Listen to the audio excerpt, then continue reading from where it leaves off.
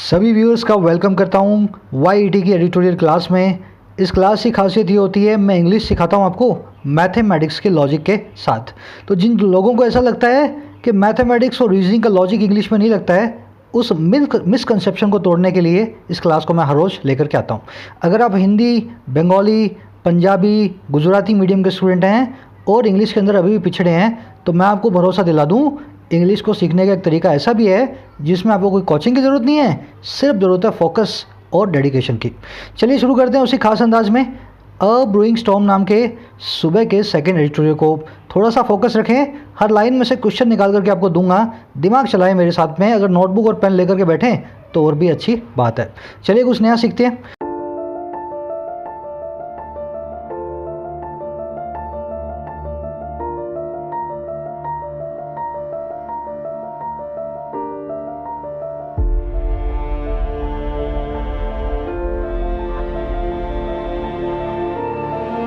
Storm क्या होता है?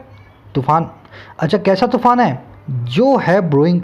अब ये ब्रोइंग वर्ड है ना, इसका मीनिंग आप देख लोगे तो भूल जाओगे थोड़े दिनों में। मैं आपको एक ट्रिक बताता हूँ जहाँ से आप इसको रिलेट कर पाओ। ब्रूइंग का मतलब होता है जैसे अनाज से, फ्रूट से आप अल्कोहल बनाते हो ना, उस प्रोसेस को कहते हैं ब्रूइंग। आपने फ्रूट्स को, अनाज को किण्वन करवा के, सड़ा करके अल्कोहल बनाई है ना, उस प्रोसेस को क्या कहते हैं? ब्रूइंग। इसीलिए जहाँ पे वाइन्स, अल्कोहल, बियर, वोडका, रम, विस्की बनती है, उस प्लांट को क्या कहते हैं? ब्रूरी। तो कह रहा है ये एक ब्रूइंग स्टॉर्म है, एक ऐसा स्टॉर्म है जो तैयार होता जा रहा है। समझ गए ना? ब्रूइंग की प्रोसेस वो होती है जिसमें अल्कोहल तैयार होती है, धीरे धीरे गर्म करके अपने अल्कोहल बनाते हैं। तो कह रहा है एक उबलता हुआ तूफान जो है तैयार है बिल्कुल। अब देखो कहाँ पे तूफान आने वाला है और कौन लेकर के आने वाला है, ये मालूम चलेगा इसके टाइटल पैराग्राफ से। पूरा कहानी की तरह बना दूंगा मैं, बस फोकस रखना अपना साथ में। कह रहा है Twitter did well to call out Trump but fake news is an ecosystem by itself. कह रहा है ट्विटर ने डिड वेल किया, ट्विटर ने किया बड़ा ही अच्छा काम, है ना। और क्या करने का? कॉल आउट करने का ट्रंप साहब को, ट्रंप साहब को ललकारने का। ट्विटर ने ललकार दिया ट्रंप साहब को, है ना, दुत्कार दिया। कह रहा लेकिन जो फेक न्यूज़ है ना, जो गलत इंफॉर्मेशन है, वो अपने आप में ही एक इकोसिस्टम है। इकोसिस्टम आप जानते हैं, पूरा एनवायरनमेंट बाय इटसेल्फ, मतलब अपने आप के अंदर। ग्रामर पे बाद में आऊँगा, पहले सेंटेंस का मीनिंग समझ लो, फिर आप ग्रामर देखोगे तो और अच्छे से क्लियर होगा। ट्विटर ने बड़ा अच्छा काम किया ट्रंप को ललकार करके, लेकिन फेक न्यूज़ जो है, जो अपने आप में ही पूरा इकोसिस्टम है, ये किसी ट्रंप या ट्विटर से जुड़ा नहीं है, ये अपने आप चलता है आगे से आगे। चलो इस सेंटेंस की पहले वोकैबुलरी देख लेते हैं। कॉल आउट, देखो कॉल पे मैं आपको 6 फ्रेजल वर्ब्स बता चुका हूँ already. Call in, call out, call for, call on, call up और कॉल एट। शायद पिछले 10 दिनों में 3 बार ही आ चुका है। एक बार रिवाइज करने की कोशिश करें। आप सबको एक साथ लेकर के चलोगे ना, तभी फ़र्क कर पाओगे। एक दिन कॉल इन याद कर लिया, एक दिन कॉल आउट याद कर लिया, एक दिन कॉल ऑन याद कर लिया, सब कन्फ्यूज़ हो जाएगा। एक बार सबकी सब मैं फटाफट 10 सेकंड में आपको बता देता हूँ। कॉल इन, किसी को बुलाना, इन मतलब अंदर लाना। बुलाना कैसे? किसी प्रोफेशनल को, किसी डॉक्टर को, किसी कारपेंटर को, किसी प्लम्बर को। कॉल आउट, किसी को घर से बाहर बुलाना, जैसे किसी को ललकार करके बुलाते हो। तो कॉल आउट करने का मतलब क्या होता है? किसी भी इंसान को ललकार देना, उसकी गलती के लिए उसको जो है डांटना। समझ गए ना? कॉल फॉर क्या होता है? किसी चीज़ को बुलाना, पर वो चीज़ कैसी होगी? जो इंसान नहीं होगी, जैसे स्ट्राइक को बुलाना। कॉल ऑन मतलब किसी इंसान को बुलाना, जैसे लोगों को बुलाना। कॉल अप, किसी को फ़ोन कॉल करना। और कॉल एट मतलब किसी जगह थोड़े देर के लिए रुकना, 5 मिनट के लिए। राजधानी express, call set Bharatpur for 2 minutes. समझ गए ना? तो ये 506 हैं, एक साथ दिमाग के कोने में रखोगे, अच्छे से याद रहेंगी। अब ट्विटर ने ललकार दिए ट्रंप को। आ जाओ आगे। बाय इटसेल्फ क्या होता है? मैंने 2 दिन पहले, 3 दिन पहले रिफ्लेक्सिव प्रोनाउन की एक वीडियो की थी ग्रामर सीरीज़ के अंदर, पार्ट 15। आप लोगों ने ज़्यादातर ने रिफ्लेक्सिव प्रोनाउन मेरे साथ सीख भी लिया है। फटाफट से मैं इसी में कॉन्सेप्ट ऐड कर देता हूँ, हालांकि जो आपने सीखा है उसी से रिलेटेड है। पहले आप क्या करेंगे, इन 5 सेंटेंसेस को खुद इनका मीनिंग निकालने की कोशिश करेंगे। समझ करके मुझे बताएंगे by himself, by herself, by itself, by myself, by oneself यहाँ पे क्या कर रहा है। फिर मैं आपको रूल बताता हूँ ताकि आपको हमेशा याद रहे।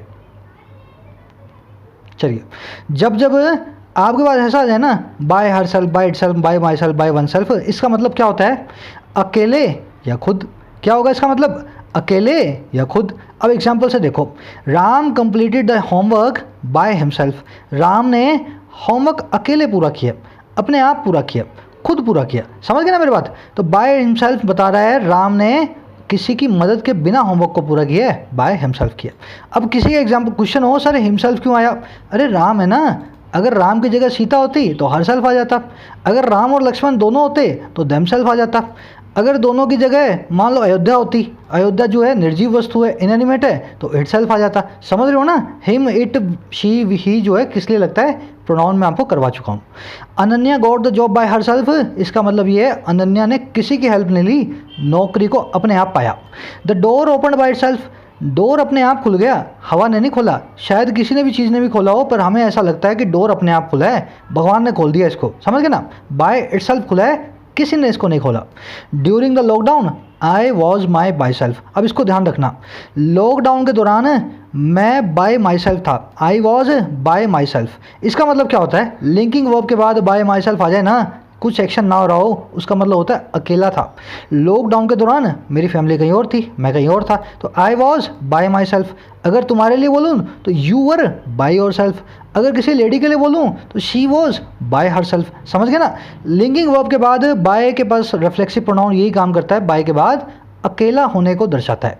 One can accomplish anything by one self with a will and a plan, ये आप सबके लिए, कोई भी इंसान अकॉम्प्लिश कर सकता है किसी भी चीज़ को बाय वन सेल्फ, अकेले ही कर सकता है अगर उसके पास विल हो, जज्बा हो और एक प्लान हो, समझ गए ना।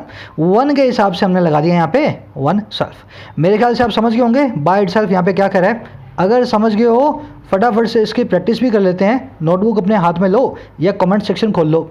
इन दो क्वेश्चंस को, दो सेंटेंसेस को आपको बाय यूज़ करके और रिफ्लेक्सिव प्रोनाउन यूज़ करके इंग्लिश में करना है कन्वर्ट। हमने खुद अपने आप को इम्प्रूव करना है।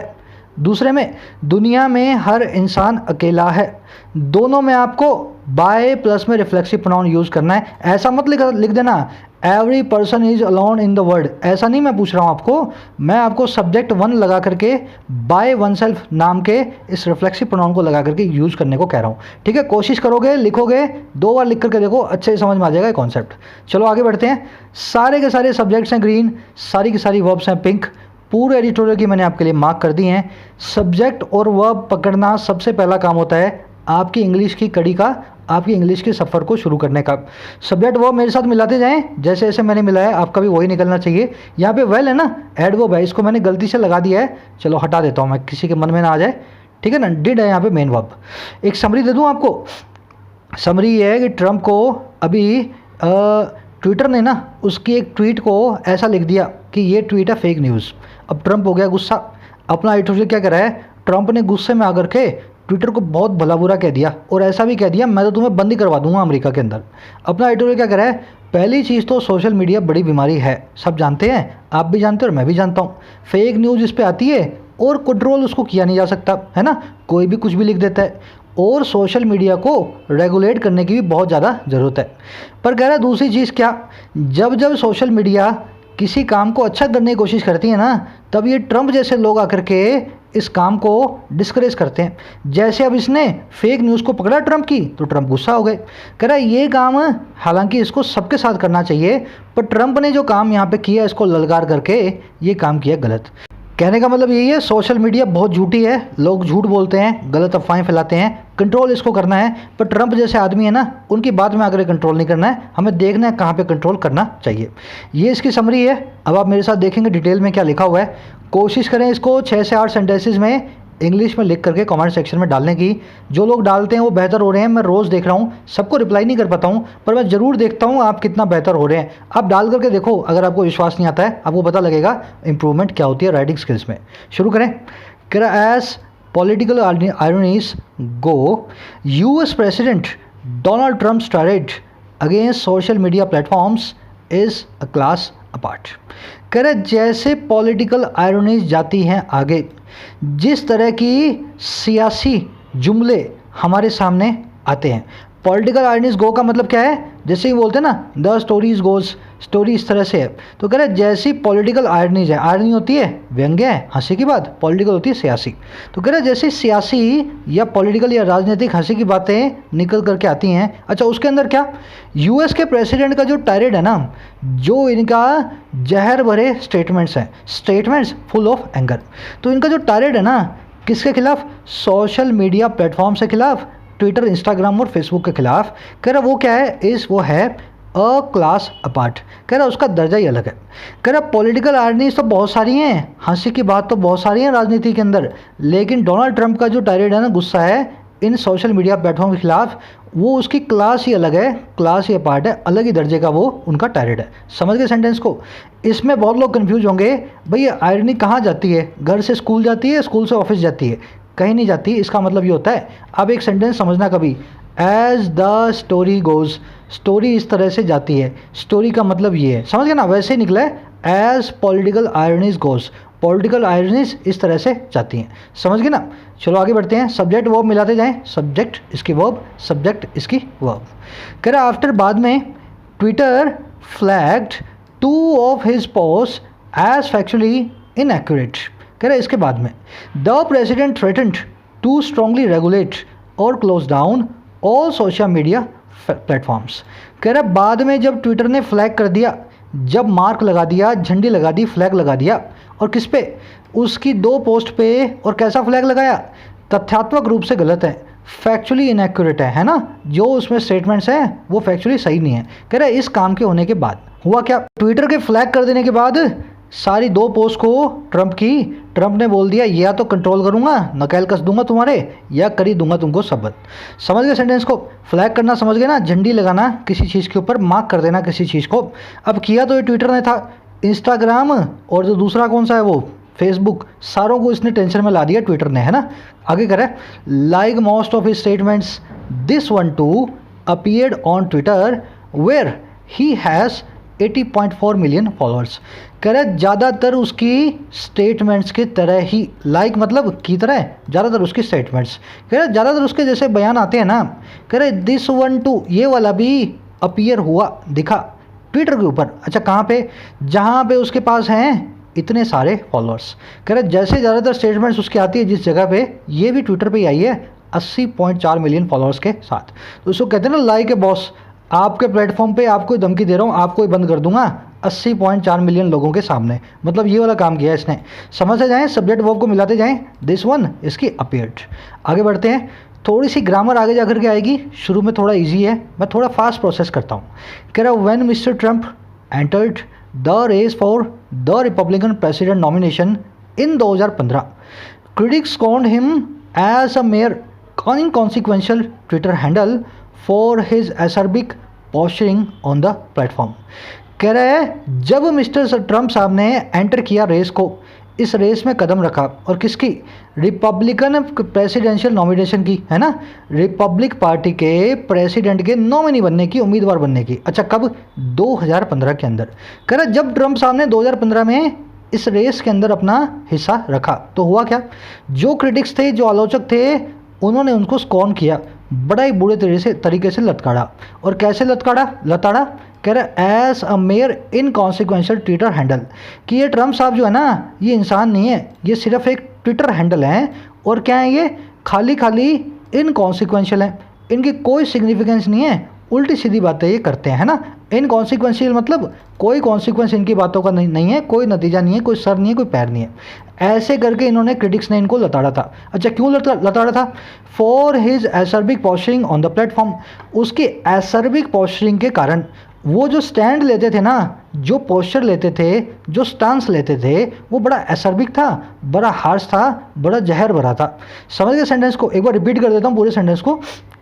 जब ट्रंप साहब ने रेस को अंदर कदम रखा रिपब्लिकन प्रेसिडेंशियल नॉमिनेशन की 2015 में, उसके आलोचकों ने उसको लताड़ा एक इनकॉन्सिक्वेंशियल ट्विटर हैंडल को मान करके। उन्होंने कह दिया ये आदमी नहीं है तो ट्विटर हैंडल है, और ऐसा है, बिल्कुल इनकॉन्सिक्वेंशियल है, इसका कोई मतलब नहीं है, ऐसी कोई बातों में सर पैर नहीं होता। और क्यों? क्योंकि ये खड़ी खोटी बातें करता था, एसर्बिक पोस्चरिंग करता था इस प्लेटफॉर्म के ऊपर, सबको गाली दिया करता था। समझ गए सेंटेंस को? आ जाओ सेंटेंस के अंदर की, पहले वोकैबुलरी पे फिर ग्रामर पे आते हैं। एसर्बिक क्या होता है? आपने एसिटिक एसिड सुना है? कॉस्टिक सोडा सुना होगा। ये एसिटिक एसिड, कॉस्टिक सोडा है ना, ये सब एक ही रूट से बने हैं। इस रूट का मतलब क्या होता है? जलाने वाला। देखो एसिटिक एसिड भी जलाता है आपको, जो संतरा नींबू के अंदर होता है ना, जीभ को जलाने वाला होता है। कॉस्टिक एसिड भी होता है, ये भी जलाता है, कॉस्टिक सोडा। तो इसका मतलब ये होता है कोई चीज़ बड़ी कड़वी हो, जलाने वाली हो, हार्श हो, तीखी हो, शार्प हो, एसर्बिक। ये एक टोन भी होती है एडिटोरियल्स की, आर्टिकल्स की, जिस टोन के अंदर आर्टिकल के अंदर बहुत बुरे तरीके से एडिटर ने किसी चीज़ को क्रिटिसाइज किया हो, उसकी टोन को भी अपने एसर्बिक बोलते हैं। इस वर्ड पे मैं जानबूझ करके टाइम दे रहा हूँ, आपको मालूम चले एसर्बिक, कॉस्टिक, बिटर, शार्प और हार्श सब एडिटोरियल्स की टोन्स के नाम भी हैं। समझ गए ना। पोस्चरिंग आप जान गए। इनकॉन्सिक्वेंशियल मैंने तोड़ करके बता दिया आपको, जिसका कोई कॉन्सिक्वेंस ना हो, कोई नतीजा ना हो, इनसिग्निफिकेंट, वर्थलेस आदमी, अनइम्पॉर्टेंट आदमी। चलो अब आ जाओ इसी ग्रामर में। ग्रामर का कॉन्सेप्ट बड़ा खूबसूरत आज का, ध्यान से देखना। मैं आपके सामने 5 सेंटेंसेस, 5 नहीं शायद 6 हैं, आप मुझे बताएंगे एंटर के बाद इनटू आएगा, ऑन आएगा या कोई प्रपोजिशन नहीं आएगी। एंटर के बाद कभी कभी तो कोई प्रपोजिशन नहीं आती, कभी इनटू आता है, कभी ऑन आता है। आज वंस एंड ऑल इस कन्फ्यूजन को अपने दूर करेंगे। पहले आप करो कोशिश, फिर मैं आपको रूल के साथ में बताऊंगा कब क्यों लगाना है, लॉजिक के साथ बताऊंगा। चलो कोशिश जरूर करना मेरे भाई, ऐसे सुन के मत चले जाना, ये बीबी की वॉइस जैसा नहीं है, आपका एंटरटेनमेंट नहीं होगा इसमें, आपको कुछ सीखना है। कोशिश करोगे तो मालूम चलेगा, नहीं तो भूल जाओगे। अब देखो रूल क्या कहता है अपने पास, एंटर के साथ में कोई प्रपोजिशन नहीं लगानी। आंख बंद करके इस रूल को याद कर लो, क्योंकि एंटर एक ट्रांजिटिव वर्ब है, हमेशा अपना ऑब्जेक्ट मानती है। समझ गए ना। एंटर के साथ में प्रपोजिशन को यूज़ नहीं करना है। अच्छा करना होता है, वो 2 केस बता रहा हूँ मैं आपको, सेकंड और थर्ड लाइन में लिखे हुए हैं। अब वो केस क्या है, कभी कभी एंटर के साथ इनटू लगाना है, कभी कभी ऑन लगाना है। बहुत ही कम केसेस में होगा ये। कब, जब आप किसी एग्रीमेंट में आ रहे हो, किसी के साथ कोई डील कर रहे हो, तब जब नेगोशिएशन कर रहे हो ना, तब एंटर इनटू लगा दो। We entered into an agreement with the company, हमने कंपनी के साथ एक एग्रीमेंट कर लिया। समझ गए ना। अगर आप किसी घर में घुस रहे हो ना, वी एंटर्ड हिज होम, यहाँ पे इनटू या ऑन लगाने की जरूरत नहीं है। पर किसी के साथ कॉन्ट्रैक्ट में घुस रहे हो, एग्रीमेंट में घुस रहे हो, नेगोशिएशन में घुस रहे हो, बातचीत में घुस रहे हो, डील कर रहे हो, तो एंटर इनटू। अच्छा अगर किसी काम की शुरुआत कर रहे हो ना, तो एंटर ऑन होगा। जैसे he entered on a acting career या एन एक्टिंग करियर, उसने एक एक्टिंग करियर की शुरुआत की, है ना। किसी चीज़ से इन्वॉल्व हो जाओ, किसी चीज़ की शुरुआत करो तो एंटर ऑन। बस ये इतना ही कॉन्सेप्ट है। एंटर के साथ कोई प्रिपोजिशन नहीं आएगी। जब किसी घर में घुसोगे, आप किसी भी जगह घुसोगे, जब किसी एग्रीमेंट डील में घुसोगे तो इनटू आएगा, और जब किसी चीज़ को शुरुआत करोगे तो एंटर ऑन नाम की फ्रेजल वर्ब को आप यूज़ करेंगे। अब ये लाइव देख लो, मैं इसको इंप्लीमेंट करके दिखाता हूँ। Adam entered the house, Adam घुस गया हाउस में।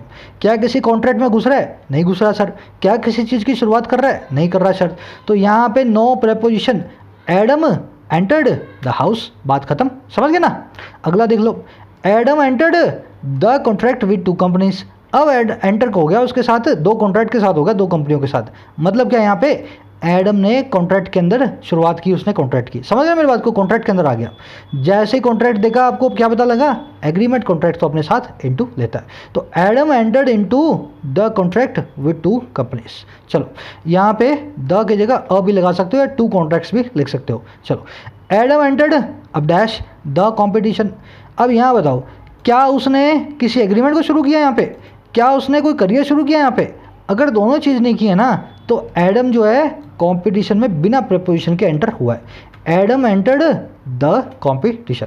पूरा लॉजिक है, देखो हर चीज़ का लॉजिक से चलना है अपने को। अगला देखो, Adam entered dash a career in politics. Adam ने एंटर कर दिया करियर पॉलिटिक्स में। एडम ने करियर को शुरू कर दिया पॉलिटिक्स के अंदर। समझ गए मेरी बात को। शुरू करने की बात हो रही है तो सर ऑन आएगा, ना इनटू आएगा, और ना ये बिना प्रेपोजिशन के जाएगा। समझ गए ना। Adam entered on a career in politics. अगला देख लो, Adam entered a partnership with his brother. जैसे ही एग्रीमेंट देखो, डील देखो, पार्टनरशिप देखो, नेगोशिएशन देखो, आंख बंद करो और एंटर इनटू। समझ गए। चलो अगला देख लो, Adam entered dash love affair with Miley. एडम ने एक लव अफेयर माइली के साथ शुरू कर दिया। एडम और माइल का टांका भिड़ गया। समझ गया मेरी बात को, दोनों एक लव अफेयर में आ गए। अगर किसी चीज़ की शुरुआत हो रही है और एंटर आपको यूज़ करना है तो आएगा एंटर ऑन। तो Adam entered on a love affair with Miley. इस काम को आप खुद भी कर सकते थे। अच्छे से डिक्शनरी को आप उठाते, उसको पढ़ते, शायद आधे पौने घंटे के अंदर आपको ये अंडरस्टैंडिंग खुद भी आ सकती थी। बस ये बनी बनाई मैगी मैं आपको देता हूँ। ये वो काम है जो हार्ड वर्किंग लड़के खुद करते हैं। मैं आपको इस तरीके से करवा रहा हूँ, आपको हार्ड वर्क नहीं स्मार्ट वर्क करना पड़े। ये कॉन्सेप्ट आपका पूरा तैयार हो गया इसके बाद। अच्छा अगर तैयार हो गया है तो फटाफट से क्विज के क्वेश्चन है अपने चारों क्वेश्चंस के अंदर देख लो, एडिशनल एरर्स मैंने डाली हैं। एंटर के बाद क्या आएगा, this is one problem. Her question के अंदर दूसरे ग्रामर कॉन्सेप्ट्स जो आप मेरे साथ सीख चुके हो ना, उसके ऊपर मैंने कुछ एरर्स और डाली हैं। आंसर्स को फटाफट अपडेट कर दें कमेंट सेक्शन में। एंटर के बाद क्या आएगा ये भी आपको बताना है, और इसी सेंटेंस के अंदर, इस चारों सेंटेंस के अंदर दूसरे कौन सी मैंने एरर्स की हैं ऐसे ग्रामर कॉन्सेप्ट्स की जो मैं आपको करवा चुका हूँ ऑलरेडी, वो भी आपको बताना है। आंसर्स मिलेंगे आपको फर्स्ट कमेंट में इस वीडियो के थोड़ी देर के बाद अपडेट कर दूंगा। साथ ही साथ अपन ने इंस्टा बनाया है, इंस्टा पे भी आप मुझे फॉलो कर सकते हैं, वहाँ पे भी आंसर्स को मैं हर रोज़ डाला करूँगा। डिस्क्रिप्शन में लिंक रखा है, अगर इंस्टा यूज़ करते हो तो आ जाना इंस्टा के ऊपर। चलिए आगे बढ़ें। कुछ व्यूअर्स का कहना है सर आप इंस्टा नहीं चलाते हो, चलो अपने भी शुरू कर देते हैं आज से ना। वैसे तो मुझे सोशल मीडिया का बिल्कुल भी शौक नहीं है, फेसबुक भी मैंने आज शायद 2016-2017 के बाद से मैंने उसको चलाना छोड़ दिया है। कह रहे बट लेकिन outreach is richly rewarding on digital platforms as he went on to prove. कह रहे लेकिन जो आउटरीच है ना, जो खरी खोटी बातें हैं, जो गुस्सा है, वो रिचली रिवॉर्डेड होता है, बड़ा अच्छे से उसका फल मिलता है। किस पे? डिजिटल प्लेटफॉर्म्स पे। जैसा कि ही ट्रम्प साहब जो है ना वेंट ऑन हो गए प्रूव करने के लिए, जैसा कि ट्रम्प साहब ने आगे जाकर के हमें प्रूव किया। समझ गए ना? तो अगर डिजिटल प्लेटफॉर्म से आप गलत बात भी करोगे ना तो उससे होगा क्या, आपको बहुत सारी जो है ना उससे फेम मिलेगा, आपके फॉलोअर्स बढ़ेंगे। तो ऐसा ही ट्रम्प साहब ने भी प्रूव किया, सिर पैर की बातें करके 80 मिलियन फॉलोअर्स इकट्ठे कर लिए। सेंटेंस वर्ब मिलाते जाएं, बाकी इसमें कुछ है नहीं, जहाँ ग्रामर होगी वहाँ मैं रोकूंगा। Twitter too was a beneficiary in the process. Correct, Twitter भी जो था ना वो भी एक बेनिफिशरी था। बेनिफिशरी कौन होता है? जो फ़ायदा उठाए। ट्विटर ने भी बेनिफिशरी बना, फ़ायदा उठाया इस प्रोसेस के अंदर। जैसे ट्रम्प साहब ने बातें की, ट्रम्प साहब के फॉलोअर्स बढ़े, वैसे ही ज़्यादा से ज़्यादा लोगों ने ट्विटर को शुरू कर दिया यूज़ करना, क्योंकि ट्रम्प साहब ऐसी बातें ट्विटर पे किया करते थे। समझ गए ना मेरी बात को? Correct, the crafty use of social media for in century politics the world over scrap the shine of these decentralized and unregulated platforms that were initially hailed as prodigiously democratizing। देखो ये सेंटेंस ऐसा sentence है, ideal sentence है, किसी को भी डरा सकता है सेंटेंस। अब आप देखो क्यों नहीं डरना इस सेंटेंस से, बच्चों की तरह मैं आपको बताऊंगा छोटे छोटे पीसेस करके। जो क्राफ्टी यूज़ है, क्राफ्टी मतलब क्राफ्ट भरा, आर्ट भरा, कलात्मक। कह रहा जो कलात्मक यूज़ है ना, विद आर्ट जो यूज़ है, इस्तेमाल है सोशल मीडिया का, ऐसी पॉलिटिक्स के लिए सारी दुनिया में, ऐसी पॉलिटिक्स के लिए दुनिया भर में जो है इनसेंडरी, जो है आग लगाने वाली, जो है प्रोवोक करने वाली। कह रहा इस यूज़ ने ना स्क्रैप कर दिया, इसने काट छाँट कर दी और शाइन को, चमक को, और किससे? इन डिसेंट्रलाइज्ड और अनरेगुलेटेड प्लेटफॉर्म से, इन ऐसे प्लेटफॉर्म से जिनका कोई सेंट्रलाइजेशन नहीं है, जिनको कोई कंट्रोल नहीं करता, और ये पूरी तरह अनरेगुलेटेड हैं, इनके ऊपर कोई भी नियम लागू नहीं पड़ता।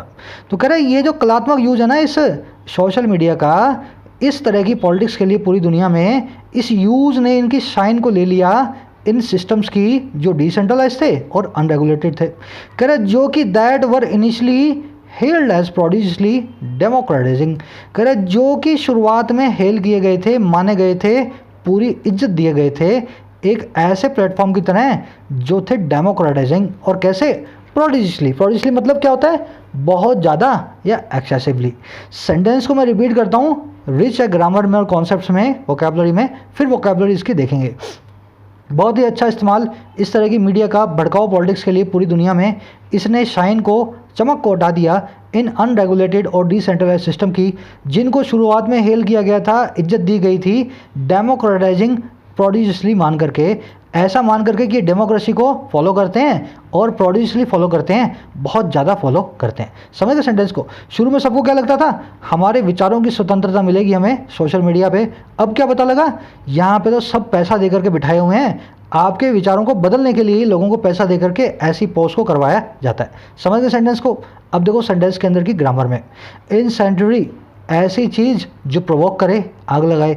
तो प्रोवोकेटिव, इन्फ्लेमेटरी और एजिटेटिंग, तीनों का मतलब क्या है? जो चीज़ आपको उकसाए, किसी काम को करने के लिए आपको आग लगाए, ऐसी पॉलिटिक्स ही होती है इन सोशल मीडिया प्लेटफॉर्म्स के ऊपर। स्क्रैप का मतलब होता है हल्की सी काट छाट कर देना, इसकी शाइन के अंदर अब काट छाट हो गई है, शुरू में जितनी चमक रही थी अब उतनी चमकने वाला ये है नहीं प्लेटफॉर्म्स। हेल का मतलब होता है रिस्पेक्ट के साथ, ऑनर के साथ किसी को कहना।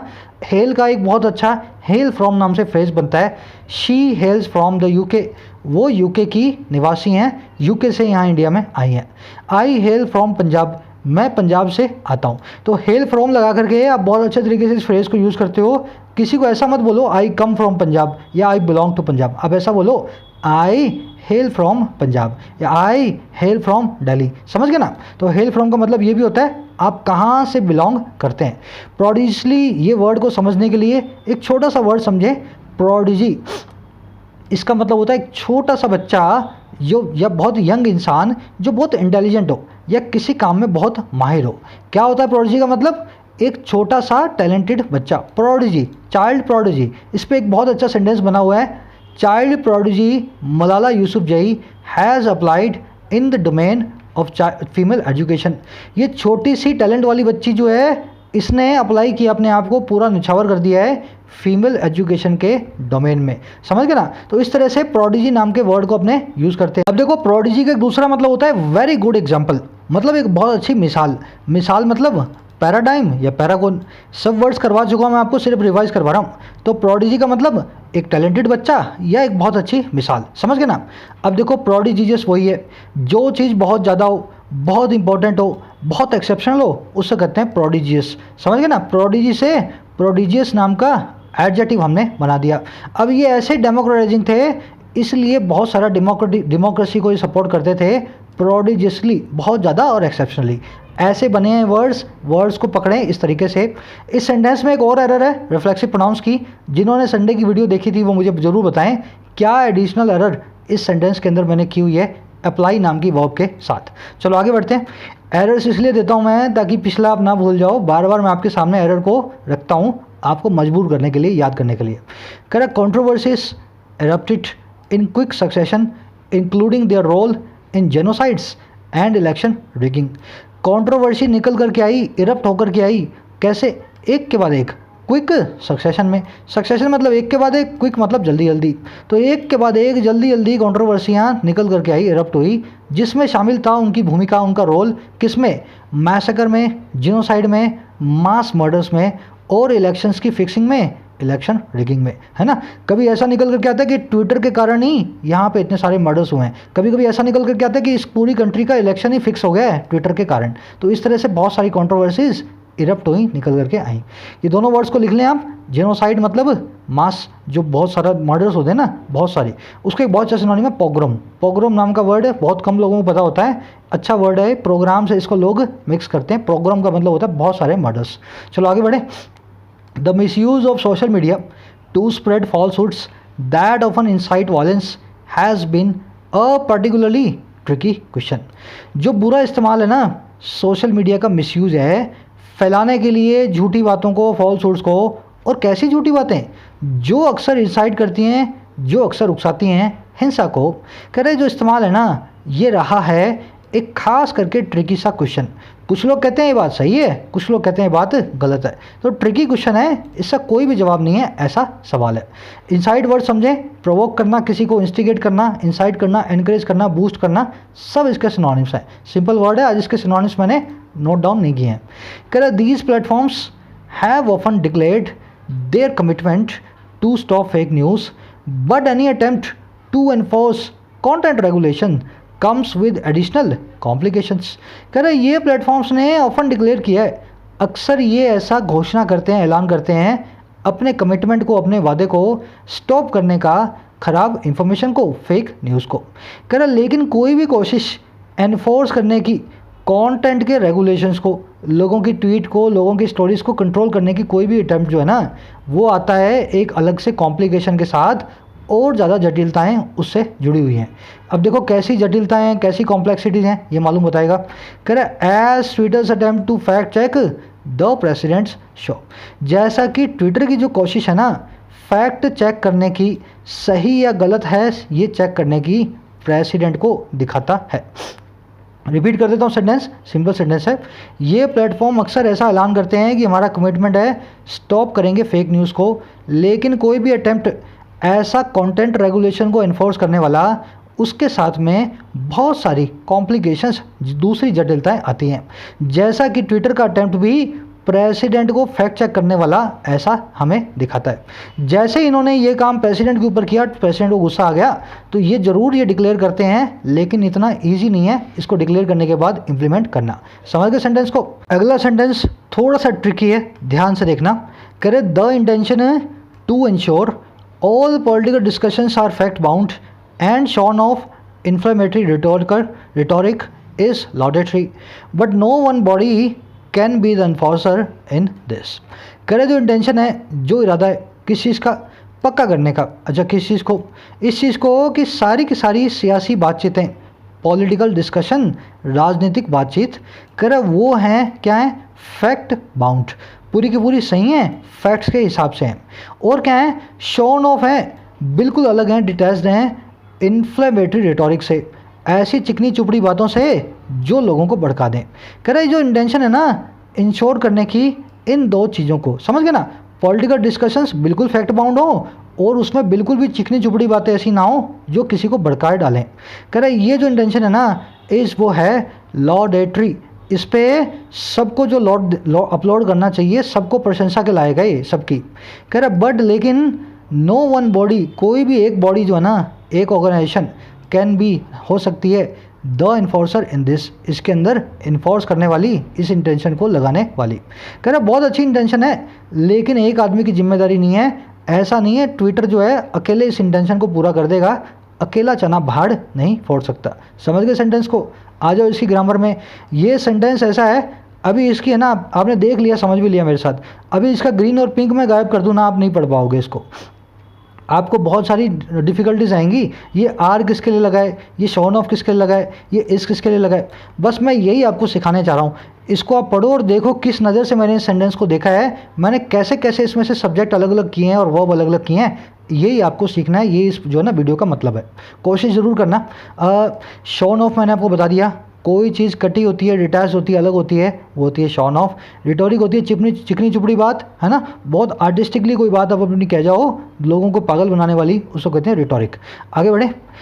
The current conflict between the president and social media platforms is only component of the ongoing wider debate in the US. कह रहे जो हाल का जो कॉन्फ्लिक्ट है ना, जो आजकल में आया हुआ जो सारा का सारा बहस है, किस किस के बीच में, बिटवीन लगा के बताएगा, एक तो प्रेसिडेंट के साहब के बीच में और एक सोशल मीडिया प्लेटफॉर्म्स के बीच में। कह रहे जो कॉन्फ्लिक्ट है ना, इसकी वर्ब आगे इज, ये है ओनली, महज, अ कंपोनेंट, एक छोटा सा हिस्सा उस बहुत बड़ी ऑन गोइंग चलने वाली डिबेट का, बहस का अमेरिका के अंदर। अच्छा किसके ऊपर ही बहस है, नेचर पे है, प्रकृति पे है, लार्ज टेक कंपनी की, बहुत बड़ी बड़ी टेक्नोलॉजी कंपनी की। तो ये कॉन्फ्लिक्ट जो है ना सिर्फ एक छोटा सा पार्ट है, जो एक बहुत बड़ी ऑन गोइंग डिबेट अमेरिका में कैसी ये टेक कंपनियां होती हैं इस बात के ऊपर। तो वहाँ पे सबसे पहले जो है ना इन टेक कंपनियों से खार खाए हुए बैठे हैं। ये कॉन्फ्लिक्ट तो एक सिर्फ छोटा सा एक बहाना है। अब देखो कैसे खाए बैठे हैं खार। कह रहे big tech companies such as Google, Facebook, Amazon, Microsoft and Apple have given rise to concerns of privacies. कह रहे जो बड़ी टेक कंपनियां हैं जैसे कि ये सब के सब Amazon, Facebook, Microsoft, Apple and Google, इन्होंने राइज दे दिया है, इन्होंने उछाल दे दिया है, ये ऊपर ले आई हैं कंसर्न्स को, चिंताओं को। अच्छा किस किस की, अब सबको देखना। एक तो प्राइवेसी की, हमारी निजता की, एक डेटा के मिसयूज़ की, हमारी इंफॉर्मेशन के गलत इस्तेमाल की, पॉलिटिकल बायस की, ये आपको पॉलिटिकली बायस होकर के ऐसी न्यूज़ दे सकते हैं जिससे आपकी पॉलिटिकल विचार बदल जाएं। एक मोनोपोली बिहेवियर की, ये आपको अपना गुलाम भी बना सकते हैं, मोनोपोली के साथ में आपको अपने पर डिपेंड भी कर सकते हैं। टैक्स अवॉइडेंस की, ये बहुत सारा पैसा कमाने के बाद भी कंपनियां टैक्स को अवॉइड करने की कोशिश करती हैं, टैक्स को देने से बचने की कोशिश करती हैं। एंड नेशनल सिक्योरिटी की, पूरी दुनिया के अंदर एक दूसरे की नेशनल सिक्योरिटी को जो रिस्क में डाल रही हैं। तो ये हैं बड़ी टेक कंपनियां आपके सामने हैं, इस सब तरह के काम करती हैं, जो ये हकीकत है, इसने सबको हमें बताया। समझ गए सेंटेंस को। इसमें देखने वाला अगर कन्फ्यूजन आएगी ना, पॉलिटिकल बायस में आएगी। बायस होता है झुकाव, पॉलिटिकल होता है सियासी। आप वो कांग्रेस वाले, आप वो किसी अच्छी पार्टी को सपोर्ट करने वाले, आम आदमी पार्टी को सपोर्ट करते हो या किसी भी पार्टी को सपोर्ट करते हो, पर न्यूज़ में आपको रोज़ दिखाऊँ ऐसी जिससे आपको जिस पार्टी को सपोर्ट है उसकी कुछ गलतियां दिखें, जानबूझ के आपको ऐसी न्यूज़ दिखाऊं मैं। तो ये कंपनियां ऐसे काम करती हैं ताकि आपकी विचारधारा को बदल दें, आप सही गलत में फैसला ना कर पाएँ। चलो आगे बढ़ते हैं। कह रहे इन द यूएस, अमेरिका में, there is a common ground among the Democrats and Republicans that these tech companies need to be reined in. America के अंदर क्या है, एक कॉमन ग्राउंड है। कॉमन ग्राउंड क्या होता है, जहाँ पे मैं भी आता हूँ आप भी आते हो, जहाँ पे अपने दोनों अग्री करते हैं उसको कहा जाता है कॉमन ग्राउंड। अमेरिका में एक अग्री करने का ग्राउंड है, एक कॉमन ग्राउंड है जिस पे सब सहमत हैं। अच्छा, किन किन के बीच में है ये? डेमोक्रेट्स और रिपब्लिकन नाम की पार्टी के बीच में। जैसे इंडिया में बीजेपी और कांग्रेस है ना, वहाँ पे ऐसे दो पार्टियाँ हैं, तो इन दोनों के बीच में पूरी सहमति है इस चीज़ के ऊपर। अब देखो किस चीज़ के ऊपर, दैट वो ये चीज़, these tech companies need to be reined in tech कंपनियों को ज़रूरत है डिसिप्लिन करने की, कंट्रोल करने की। तो आप किसी भी पार्टी के हो अमेरिका के अंदर, अगर आप वहाँ के राजनेता हो ना, तो आपका यही विचार है कि इन टेक कंपनियों पे लगाम लगाने की ज़रूरत है। यही है कॉमन ग्राउंड। समझ गए सेंटेंस को? सेंटेंस में देखने वाली चीज़, देयर क्यों हमारा सब्जेक्ट नहीं है? कल ही बताया था ना, देयर कभी भी सब्जेक्ट नहीं हो सकता। ये होती है एडवर्ब, सेंटेंस इन्वर्टेड होता है, हेल्पिंग वर्ब सब्जेक्ट से पहले आ रही होती है, इसलिए देयर के बाद हमेशा इज या आर नहीं लगाना। आपको देखना है कौन सा सेंटेंस का सब्जेक्ट है, उसके हिसाब से उसकी हेल्पिंग वर्ब को चूज़ करना है। कल के ट्यूटोरियल में देख लेना, जिन लोगों ने मिस किया है, बड़े डिटेल से इस क्वेश्चन को हमने किया था कल वाले में। आगे देखते हैं, नीड टू बी रेंड इन। चलो पहले रेंड इन देख लेते हैं। इसका मतलब क्या होता है?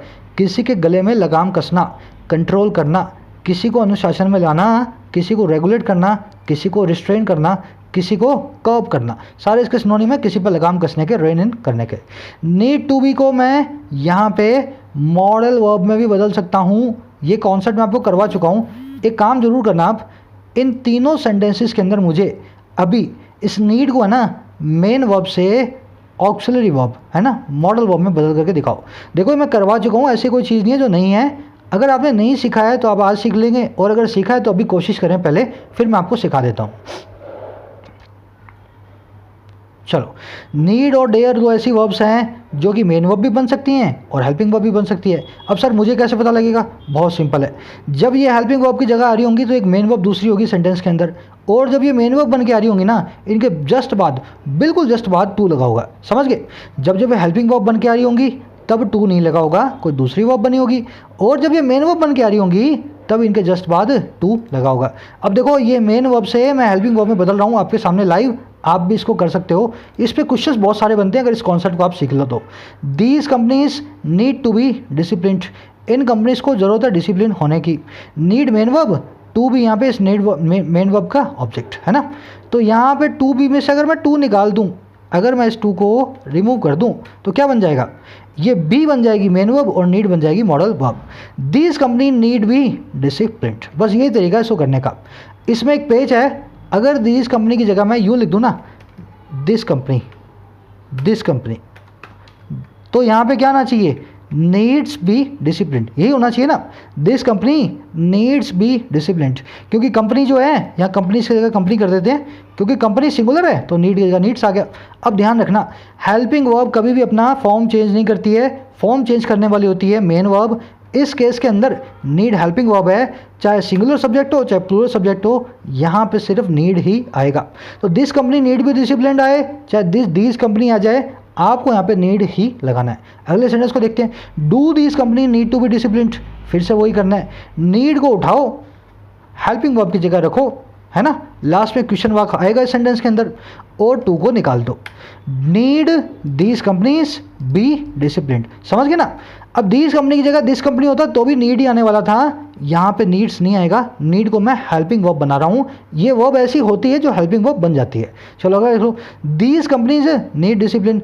अब इस केस के अंदर मैं इसको हेल्पिंग वर्ब बना ही सकता ही नहीं, क्योंकि मेरे पास टू लगा के वर्ब की फर्स्ट फॉर्म कोई आई नहीं रही, जिसको मैं मेन वर्ब बना देता। सेंटेंस के अंदर एक मेन वर्ब तो होनी चाहिए। अगर इसको हेल्पिंग वर्ब बना दूंगा तो इसके बाद में टू प्लस V1 से कोई वर्ब जो आनी थी उसको मेन वर्ब बनाना होता। अब वो नहीं आ रही है तो ये हमारी मेन वर्ब ही रहेगी। इस केस के अंदर मैं इसको हेल्पिंग वर्ब नहीं बना सकता। बढ़े आगे, करवा चुका हूँ मैं, सिर्फ आपको रिपीट करवा रहा हूँ। कह रहे रिपब्लिकन्स से social media platforms are anti conservative. Republicans जो है ना, ट्रम्प की पार्टी वाले, वो थोड़े दखियानुसी लोग हैं, है ना। वो ऐसा खुले दिमाग वाली सोच नहीं रखते हैं, तो वो क्या बोलते हैं, प्लेटफॉर्म जो है ना सोशल मीडिया, ये सब खुले दिमाग वाले हैं, एंटी कंजर्वेटिव हैं, तो हम इनको सपोर्ट नहीं करते। तो इनका चिढ़ने का तो रीज़न ये है रिपब्लिकन्स का। अब दूसरी पार्टी डेमोक्रेट्स की बात करेगा। Democrats believe some of this platforms are easily manipulated by enemies of the nation. Democrats ऐसा बिलीव करते हैं कि कुछ जो प्लेटफॉर्म्स है ना, बड़ी आसानी से फेरबदल किए जा सकते हैं, उनमें मैनिपुलेट किया जा सकता है दुश्मनों के द्वारा, जो है हमारे देश के, है ना। वो हमारे देश के दुश्मन इन प्लेटफॉर्म्स को यूज़ कर सकते हैं हमारे खिलाफ। और ये डेमोक्रेट्स क्या करते हैं, accuse them of unfair trade and labour practices, accuse करते हैं इनको खराब लेबर यूनियन ट्रेड की और लेबर की प्रैक्टिसेस का। इनका ये कहना है कि इनके कारण ही ट्रेड और लेबर की गलत प्रैक्टिसेस हमारे देश के अंदर आ रही हैं। और ये रिपब्लिकन कॉल फॉर करते हैं, कोशिश करते हैं, मांग करते हैं, डिमांड करते हैं ब्रेक देम अप करने की, इनको तोड़ने की। समझ गए? तो रिपब्लिकन के अलग रीजन है, डेमोक्रेट्स के अलग रीजन है। दोनों पार्टियां आपस में दुश्मन है, पर दोनों ही सोशल मीडिया की दुश्मन है अपने अपने कारणों से। सेंटेंस में देखने वाली चीज़ अक्यूज देम ऑफ, तो अक्यूज देम अबाउट क्यों नहीं आया? Accuse them about unfair trade practice भी तो हो सकता था ना। He is accuse about a murder, पर अक्यूज ऐसी वर्ब है, अक्यूज एक ऐसा एडजेक्टिव भी हो सकता है जहाँ पे आप इसके बाद हमेशा ऑफ ही लगाएंगे। अक्यूज का बिल्कुल उल्टा होता है एक्विट, इसके बाद भी हमेशा ऑफ। एक्विट का मतलब होता है किसी को बरी करना। एक्विट का सिनोनिम है एक्सोनरेट, पर इसका थोड़ा सा अलग सिस्टम है, ये लेता है फ्रॉम। अब ये देखो याद करना पड़ेगा आपको, अक्यूज ऑफ लेगा, एक्विट इसका एंटोनिम है ऑफ लेगा, पर एक्विट का एक सिनोनिम है वो फ्रॉम लेता है एक्सोनरेट, किसी को बरी करना, एक्सोनरेट फ्रॉम। एक्विट के बाद में कभी कभी रिफ्लेक्सिव प्रोनाउन लगता है, ये कॉन्सेप्ट मैंने आपको करवाया था पिछले वीक, शायद आपको याद हो। जिन लोगों को याद है मुझे बताएं इस सेंटेंस के अंदर एक्विट हर सेल्फ का क्या मतलब है। The musician acquitted her self brilliantly in the concert, क्या यहाँ पे बरी करने की बात हो रही है? एक्विट के बाद में रिफ्लेक्सिव प्रोनाउन लगा करके इस वर्ब का क्या मतलब निकल रहा है, जरूर से मुझे कमेंट सेक्शन में बताएं। चलो आगे बढ़ते हैं, जिन लोगों को नहीं पता कमेंट सेक्शन में देखें, अच्छे से समझ जाएंगे। Facebook's attempt to launch a digital currency Libra has triggered sovereignty concerns among nations. Facebook की जो कोशिश है लॉन्च करने की एक डिजिटल करेंसी को जिसका नाम है लिब्रा, कह रहे इस अटेम्प्ट ने ना ट्रिगर कर दिया है, शुरुआत कर दी है ऐसी चिंताओं की देशों के बीच में जो है सॉवरेनिटी की, जो है संप्रभुता की। कई देशों को लग रहा है फेसबुक तो इतनी मशहूर प्लेटफॉर्म है, अगर इसकी लिब्रा चलने लग गई तो शायद हमारे रुपए, डॉलर और पाउंड को कोई पूछेगा नहीं। तो बहुत सारी कंट्रीज़ फेसबुक के सामने खड़ी हो गई हैं आंख में आंख डाल करके, कह रही हैं इसको लॉन्च नहीं करने देंगे। सॉवरेनिटी आप जानते हैं ना, आपकी इंडिपेंडेंसी आपकी सॉवरेनिटी है, आपके अंदरूनी मामलों में कोई दूसरा बाहर वाला दखल अंदाजी नहीं कर सकता। कह रहा इट हैड टू पे 5 billion in fines to settle investigations into its misuse of data in Cambridge Analytica controversy। इसको पे करना पड़ा, हैड टू पास्ट के अंदर ऑब्लिगेशन था, इसकी मजबूरी थी। कह रहे इसको पास्ट में मजबूर होकर के पे करना पड़ा इतने बड़े फाइन को सेटल करने के लिए इन्वेस्टिगेशन को, किसको? इन्वेस्टिगेशन को मिसयूज़ में, गलत इस्तेमाल में डेटा के इस कंट्रोवर्सी के अंदर। थोड़ा सा भी अगर आप न्यूज़पेपर पढ़ते हैं तो कैम्ब्रिज एनालिटिका कंट्रोवर्सी आई थी जिसमें पता लगा फेसबुक हमारा डेटा, आपका और मेरा डेटा बेचती है लोगों को। तो कह रहा है इस चक्कर में इसको $5 बिलियन अमेरिका को पे करना पड़ा कि इन्वेस्टिगेशंस बंद करो, हमारे को माफ़ी दो। अच्छा किसको पे करना पड़ा? अब देख लो, इट लगा फेसबुक के लिए, समझ गए ना। कह रहा these companies boast of being global and able to fly above the eyes of the government. ये कंपनियां जो है ना बोस्ट ऑफ करती हैं, ये कंपनियां ऐसा दिखाती हैं क्या, एक तो हमें ग्लोबल और एक हमें सक्षम, एबल, सरकारों की आंखों के ऊपर फ्लाई करने में, समझ गए ना। ये कंपनियां हमें ये दिखाती हैं कि हम तो पूरी दुनिया भर के अंदर हैं, किसी एक सरकार के कंट्रोल में नहीं है। इस चीज़ का बड़ा गुमान है इन कंट्रीज़ को। हमारा एडिटोरियल कह रहा है फ्लाई अबव द गवर्नमेंट की आय करने का। फ्लाई अबव द आय समझ गए ना, सरकार की आंखों से एक कदम ऊपर हैं, सरकार जहाँ तक देखती है उससे ऊपर ये चल रही है ना, सरकार इनको नहीं देख सकती। Some reordering of that arrangement appears to be on the horizon. कुछ रीऑर्डरिंग जो है ना, कुछ फिर से इनका रीऑर्गेनाइजेशन, फिर से इनका उठापटक जो है किसकी, इस और अरेंजमेंट की, कह रहा है वो अपीयर्स होती है, दिखाई देती है ऑन द होराइजन, बड़ी ही क्षतिज पे। ऑन द होराइजन हर वो चीज़ है जो क्षतिज पे है, आपको सामने दिख रही है, आपके सामने आने वाली है। तो कह रहे हैं इनमें कुछ उठापटक जो है इनकी अरेंजमेंट में हमें दिखती है कि भी ऑन द होराइजन है, बहुत ही जल्दी होने वाली है। रीऑर्डरिंग देख ले, री प्लस ऑर्डर, इसके सिनोनिम कैसे बनेंगे? रीऑर्गेनाइजेशन, रीडू और एक बनेगा ओवरहॉल।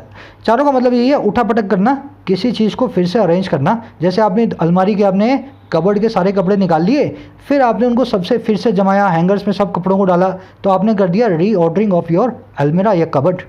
कर but it would be a pity if the trigger for the overhaul is one social media platforms attempt to call out the responsible statements of world's most powerful leader. बहुत अच्छी line है ये।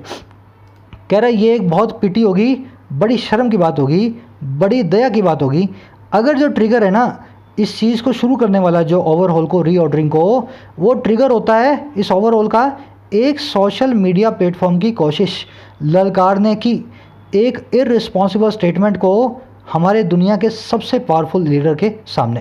कह रहा है ये बात तो ठीक है करना है, पर ये बड़ी शर्म की बात है, ये चीज़ यहाँ से शुरू होती है कि एक सोशल मीडिया अटेम्प्ट ने बिल्कुल सही काम किया जब ललकार करके एक इररिस्पॉन्सिबल स्टेटमेंट को दुनिया के सबसे ताकतवर लीडर की। कह रहा है ये बहाना मत बनाना, भले ही कर डालना, पर इस बात पे फेसबुक ट्विटर को कोई परेशानी नहीं होनी चाहिए। सेंटेंस मेरे ख्याल से समझ गए होंगे। ओवरऑल मैंने आपको ऊपर बताया, रीऑर्डर का सिनोनिम है। कॉल आउट आप मेरे साथ देख गए हैं, किसी को ललकारना। थोड़ा सा कॉम्प्लिकेटेड था, पर आई थिंक अब इतना कॉम्प्लिकेटेड आपके लिए नहीं रहा होगा। अगर आपने डेडिकेशन के साथ इस वीडियो को देखा है और यहाँ तक पहुँचे हो, तो मैं आपको एक छोटी सी हिदायत ज़रूर दूंगा। अभी तक आपने अगर ग्रामर को सिस्टमेटिकली नहीं पढ़ा है, तो मैंने बच्चों की तरह चैनल पे समझा करके एक प्लेलिस्ट में रखी है, उसको ज़रूर फॉलो करें। ये वही लोग कर सकते हैं जिनमें डेडिकेशन है। आप इतना देख रहे हो ना, तो ऑटोमेटिकली ये चीज़ प्रूव होती है आप में डेडिकेशन तो है। अपने आप को सही दिशा दें। 12 से 15 घंटे की ग्रामर है, मैं इसको प्रमोट नहीं कर रहा हूँ, सिर्फ ये बता रहा हूँ कि हर रोज़ 45 मिनट देंगे, वो 45 मिनट आपको और फ़ायदेमंद होगा अगर ये 10-12 घंटे की ग्रामर आप देख लेते हैं। Complete English grammar for all competitive exams, शुरू से देखना, हर कॉन्सेप्ट को मैंने लॉजिक के साथ समझाया है। इंस्टाग्राम हैंडल आ गया अपना, यहीं से चैनल से आप फॉलो कर सकते हो, इंस्टाग्राम वाला, इसको क्लिक करते हैं इंस्टाग्राम खुल जाएगा अपना। ज़रूर से एक लाइक दें वीडियो को अगर आपको अच्छी लगी हो। फिर मुलाकात लूँगा मैं कल सुबह के न्यूज़पेपर के साथ, तब तक के लिए दे इजाज़त, साइनिंग आउट।